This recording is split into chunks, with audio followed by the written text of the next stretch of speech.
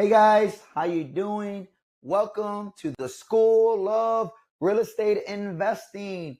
My name is AJ, and in this podcast, guys, we cover three things. Number one, if you're a beginner wanting to get into the real estate investing world, don't know where to start, don't know what to do, this is the place for you. Number two, if you live in Texas, if you're wanting to move in Texas, we're covering the Texas real estate market. Nothing against California, Michigan, Florida, right? We're from Texas, so we talk about the Texas real estate market. And thirdly, I was a sixth-grade reading teacher back in the day, had gotten my master's, wanted to be a principal. So I took all my academics that I had in education and I created, after 10 years of being in real estate, a framework for you to use so that you know the practical steps that you need to take in order to start investing in real estate. All right, let's jump right in. So for our first season, episode 1, I am going to share with you my journey, how I went from being a sixth grade reading teacher to building a multi-million-dollar real estate empire 10 years later. Now, I know it sounds nice, but it wasn't always easy. I did have some bumps along the road, but I am glad to say that it definitely was an incline. And so when I was teaching, I remember I got into it because I was passionate for it.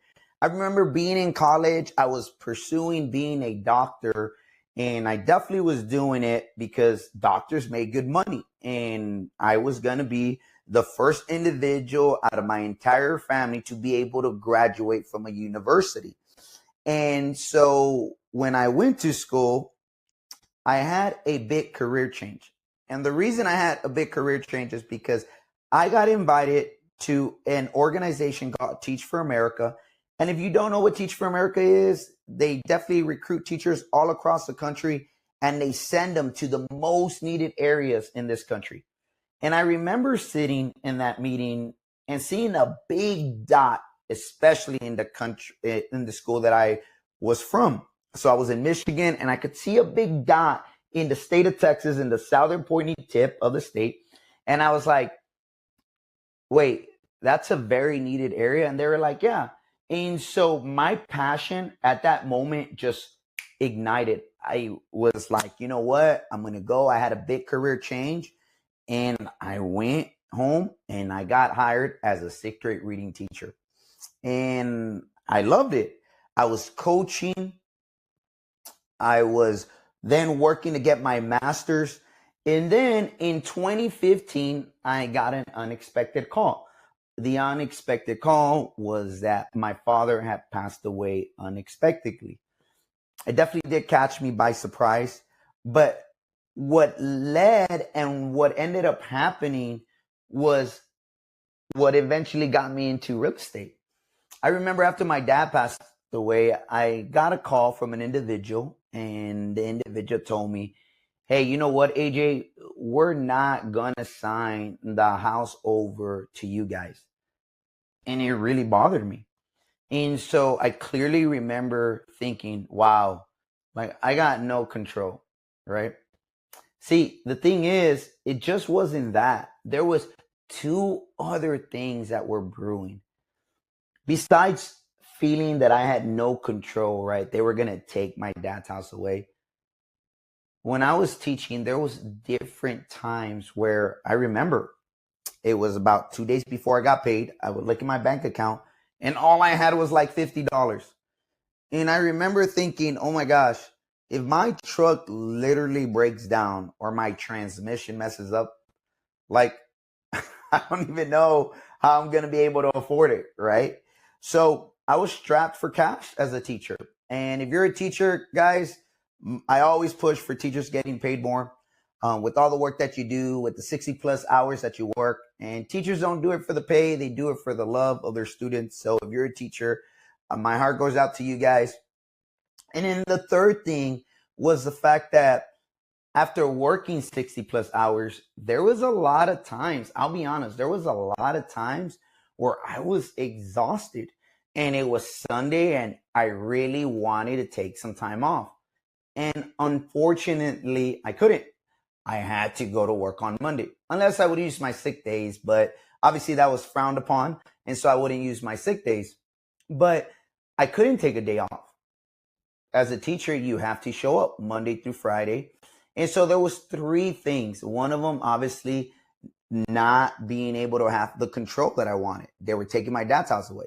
Number two was not being able to be in a financially set where, hey, I could have chunks of money in my account. Or number three, not having the freedom to take a break, right, when I wanted to.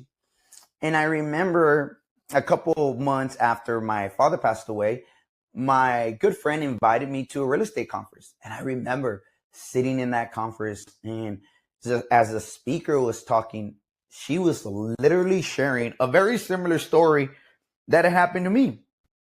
Her dad had passed away, and it really got me thinking.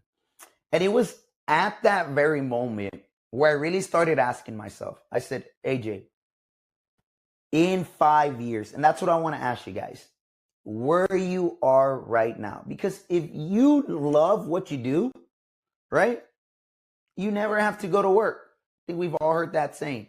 If you're loving what you're doing, I'm not here to tell you to leave your profession, right?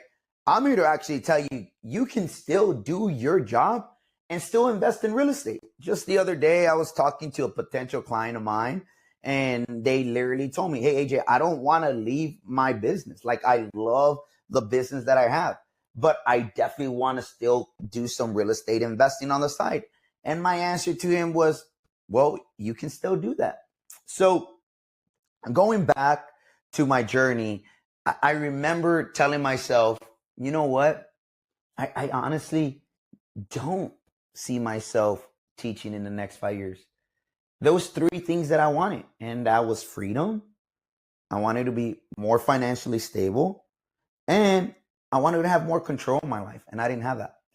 And so after 5 years of teaching, I ended up starting my 6th year as a teacher.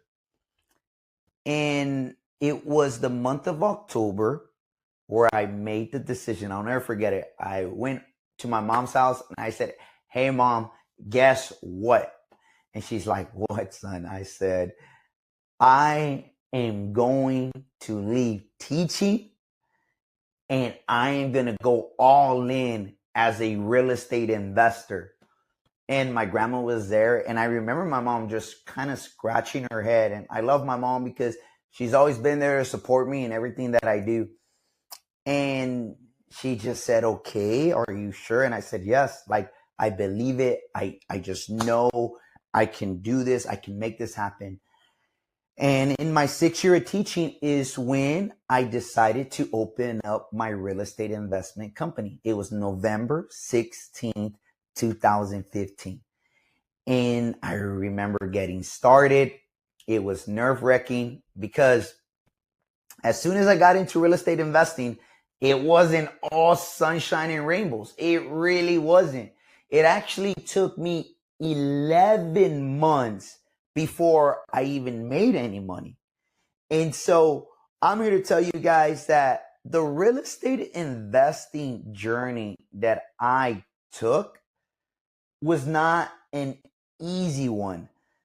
I think people see all the properties, right? We've done over 100 flips. We're building and we're still redeveloping. And a lot of people look at us and they're like, man, you guys, right? They look at us like if we were, always had the experience that we do. And the reality is that it wasn't until my 3rd year of being in real estate that I was able to flip my first house. And it's crazy, right? It took me 3 years before I flipped my first house. Now, within those 3 years, I learned some very valuable things, guys. I learned things that I needed that I could end up where I am today.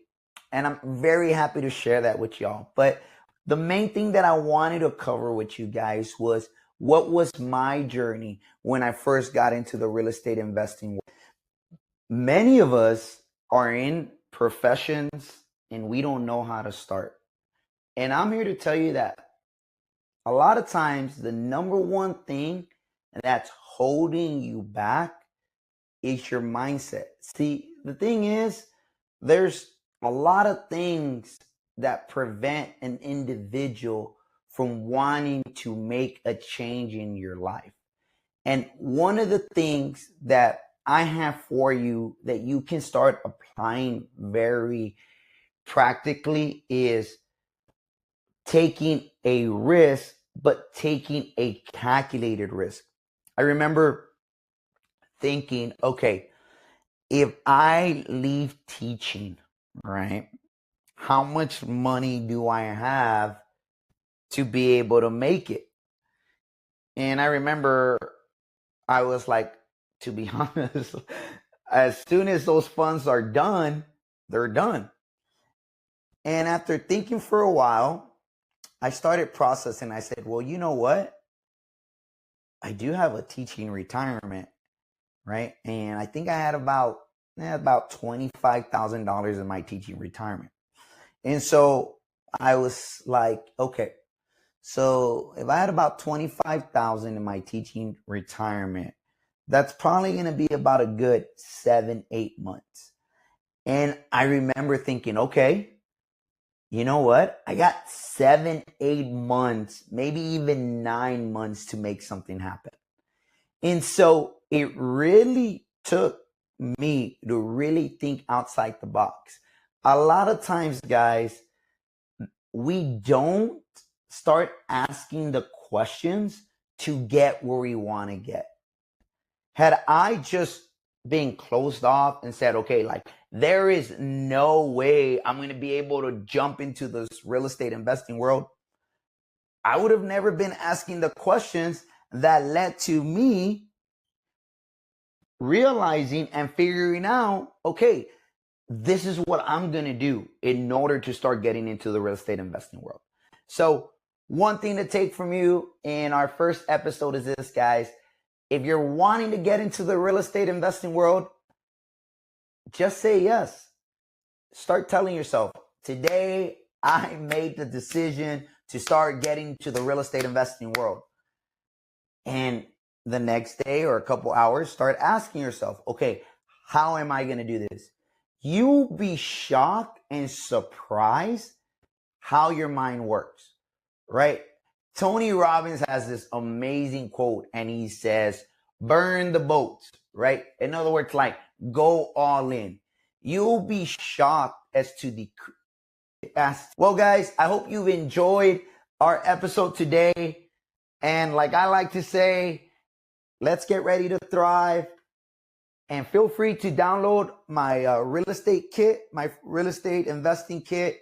I look forward to hearing from you guys. Have a great one. Bye-bye.